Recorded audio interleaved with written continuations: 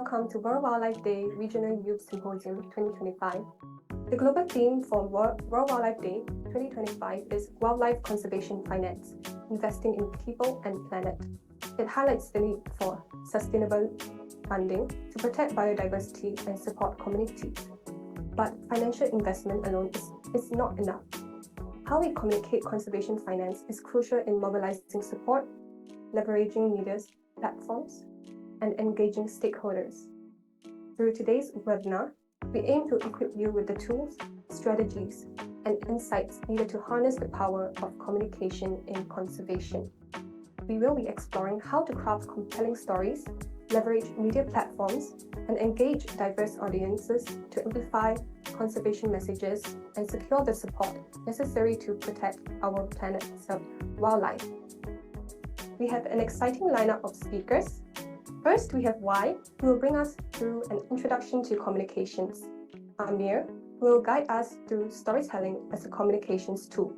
And last but not least, Sue Lin, who will help us navigate harnessing media as a communications tool. I'm Y. You've probably read most of what's on the screen already, but what I did want to tell you is that I do really love animals. And the reality, and I tell people this all the time, everybody has a story. Who you are as a human being, the animals and conservation, even the trees that you touch when you go into the jungles, right?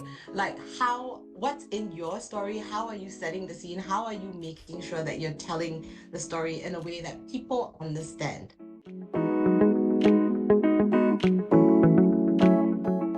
So, if we don't know about their existence, how can we protect something that we don't know about?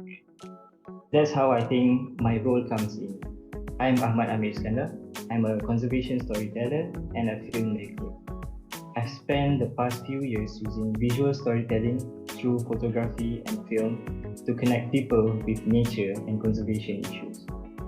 Getting people to understand not just the science that the conservation are trying to convey, but the why behind the conservation efforts.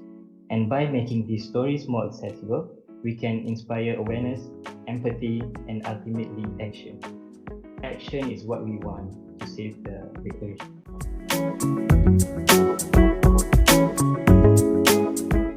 I'm very, very happy to be here with you guys. My name is Sue Lin, and I'm just absolutely thrilled to be following from the brilliant storytellers who are Y and Amir, and doing an amazing job doing the storytelling.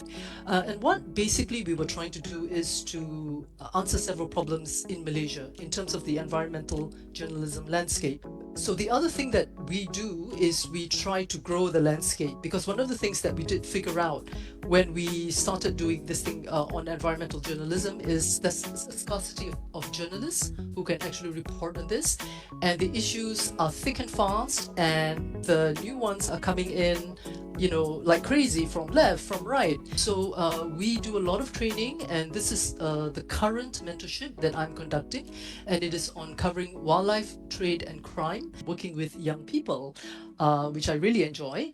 So Makaranga has teamed up with this group called Youth, who are the Youths for Environment Malaysia, and what they have been doing in past, I think this is our second year working with them. So in the past, they were looking at Makaranga stories and pulling out these little points that they could make social media stories with, because social media is the way to reach youths.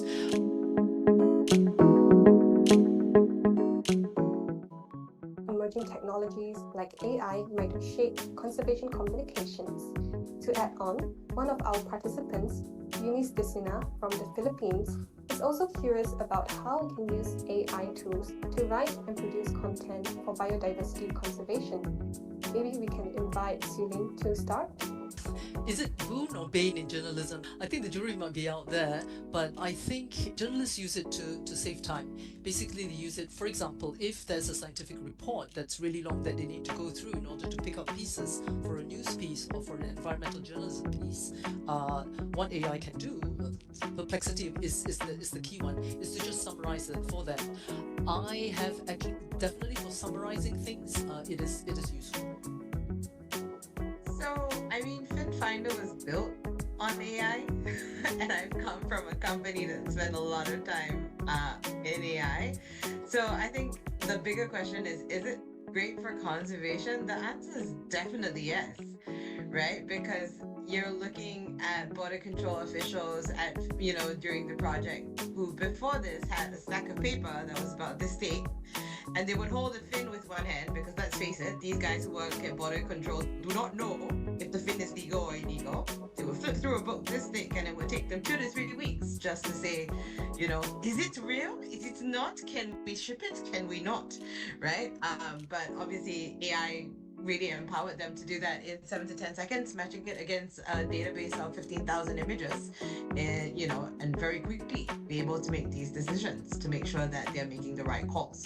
With Xiaolin and Wendy, AI can be a very powerful tool and it can make our work easy, especially for us to do like something very tedious. The way I have tried to use AI is to do a storyboard for a document. How would you advise young amateur storytellers to begin their journeys in environmental storytelling? Yeah, just do it. Sorry to steal the tagline, but anyway, yeah, just do it. Yeah, so I mean, my takeaway is the same thing from what I put in my slides, which is that if you want to be a great storyteller, look for the young person who's most different from you, because sometimes understanding their perspective can help you tell the best stories. Yeah, I agree with them both. And it's important to just do it. That is also something that I learned throughout the years. I always feel discouraged to start doing things because I always have this, social media is very intimidating because we always see people posting good photos, good videos, and we want to be like that. And we are comparing ourselves who just started few days ago. So that is not good, but start small and experiment. You don't need a fancy equipment or big production team to start things. Do things start doing things that is close to you, close to your heart. Put your emotion into it, plan into something, and find your unique voice. As we come to the end of the World Wildlife Day Communications webinar, I want to extend a heartfelt thank you to all our speakers and participants for making today such an inspiring and insightful event.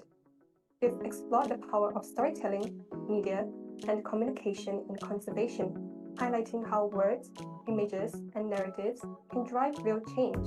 Whether through journalism, filmmaking, or corporate communications, we all have a role to play in amplifying conservation efforts and ensuring that wildlife and nature remain at the forefront of global conversations. Let today be a reminder that every voice matters. The stories we tell and the actions we take can shape the future of conservation. We hope you leave today feeling empowered, informed, and ready to make a difference through effective communication.